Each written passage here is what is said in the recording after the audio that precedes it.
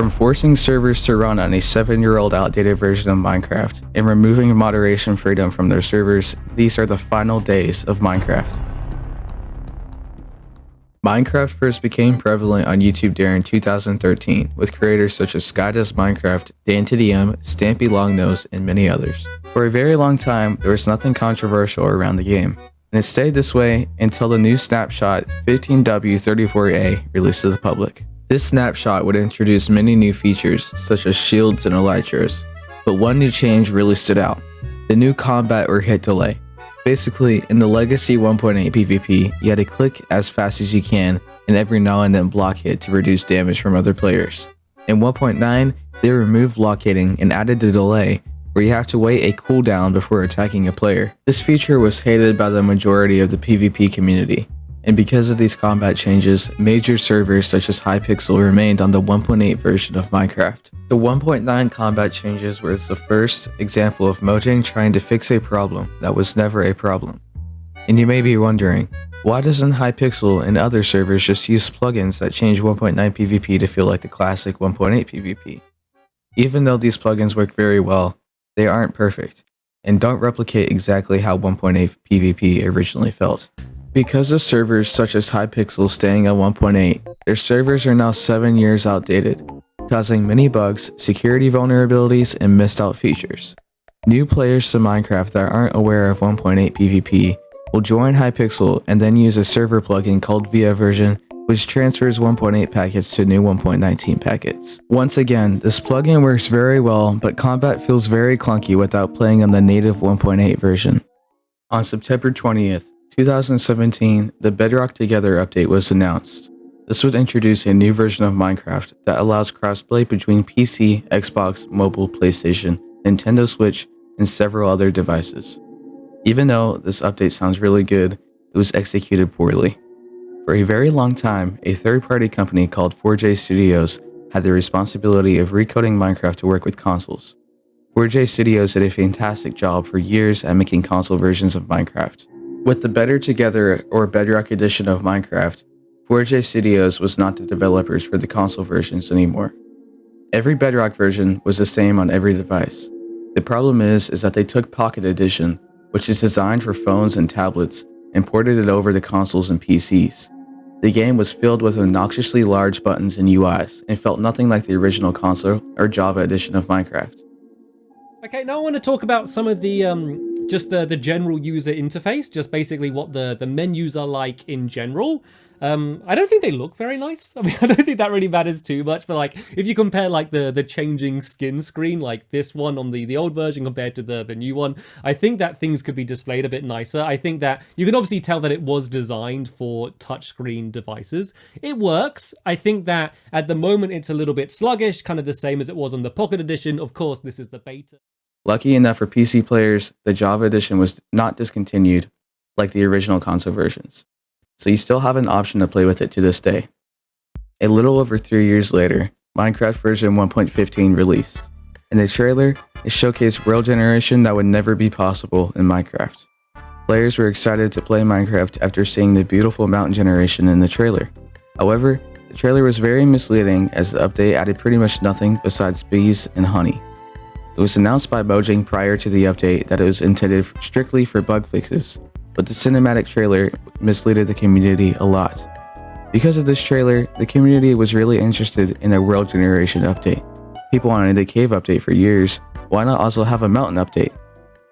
Finally, at Minecraft Live 2020, the Caves and Cliffs update was announced. Players were so excited for the new caves, mountains, mobs, archaeology, and ores. Mojang had just released arguably the best Minecraft update, 1.16. The Nether update was amazing and brought so much new content for players.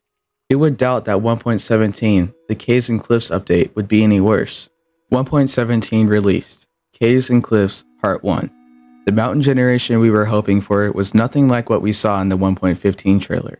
The update was so mediocre compared to how good 1.16 was.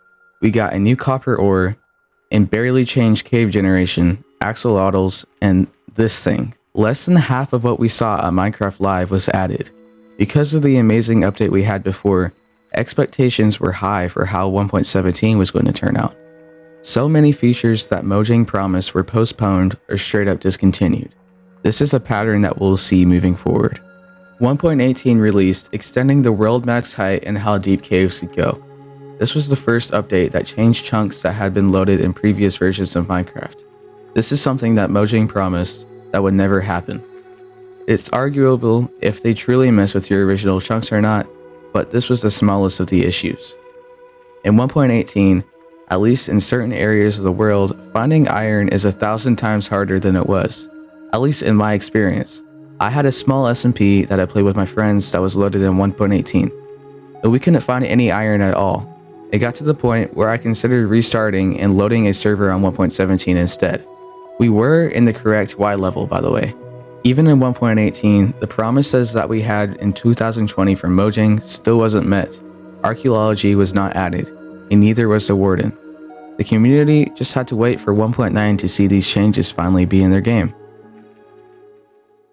For this next segment, we're going to take a few steps back to 2017 during E3. Minecraft at E3 was promoting the new Better Together or Bedrock edition of Minecraft, and then shortly after teased at a super duper graphics pack. The super duper graphics pack would make your game's graphics look extremely good. This is something that existed with the popular mod Optifine on the Java edition of Minecraft.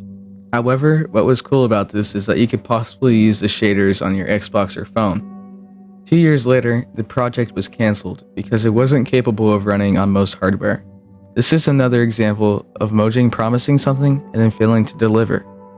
Mojang's reasoning didn't age very well because only just a year later, Minecraft would have a promotion with Nvidia to allow RTX ray tracing on the Bedrock edition of Minecraft, something that was only available to Nvidia graphics cards.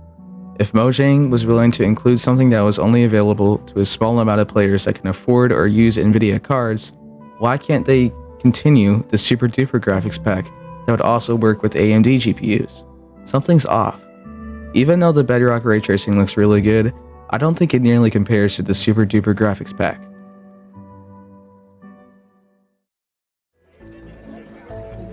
Hello everyone, today I'm here to announce how we're making Minecraft more secure. We're moving all of our Java players from Mojang accounts to Microsoft accounts. This will mean a more secure Minecraft Java for everyone.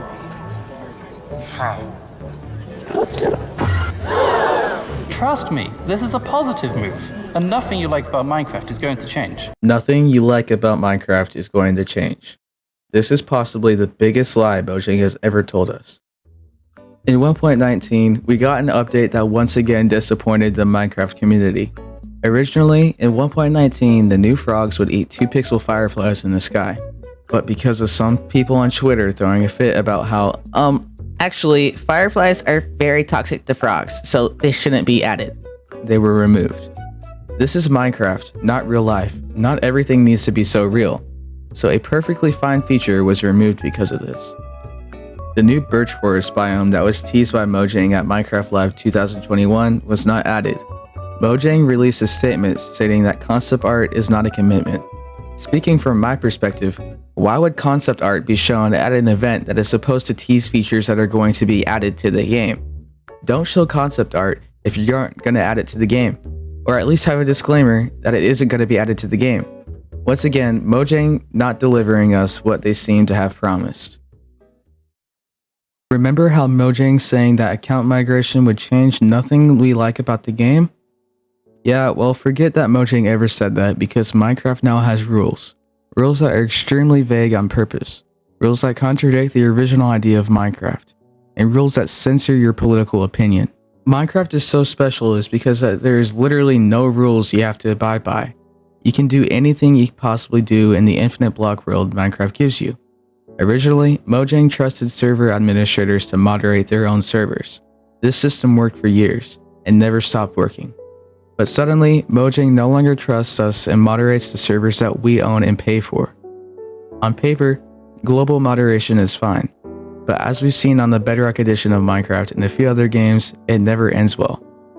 Players can report you for reasons that require a lot of context. The ban message you receive is extremely vague and doesn't tell you what you were punished for.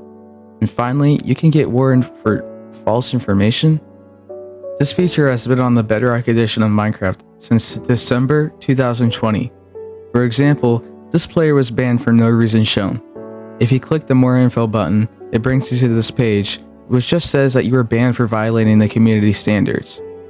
The ban message on Java is exactly the same. The reasons you can report players for require lots of context. For example, you can report players for suicide or self-harm. If someone in the chat said that they were low on hunger and had nothing in their inventory, I might tell them to kill themselves so they can regain their hearts and hunger. If that player reports me for the message saying, kill yourself, then a moderator could take it the wrong way because of lack of context. You can get banned for false information. Minecraft is the parent company of Mojang Studios, and if your beliefs do not align with Microsoft's, you can get banned for spreading false information. Despite the amount of backlash from the Minecraft community, the update was still released. Mojang has yet to acknowledge the disagreement with this update. What can we take away from this video? Mojang has a bad reputation of fixing issues that weren't ever issues, and then end up creating a much larger problem. If Mojang actually acknowledges their mistakes, which they probably won't, they will make up a very senseless excuse. Finally, Mojang fails at delivering things to us that are very exciting to the community. Minecraft probably will not last much longer, seeing the patterns of Mojang over the years. And this is only scratching the surface. If I talked about every problem with Mojang, this video would go on way too long. If you would like to support the Save Minecraft movement, make sure to use the hashtag SaveMinecraft and share this video to spread the word.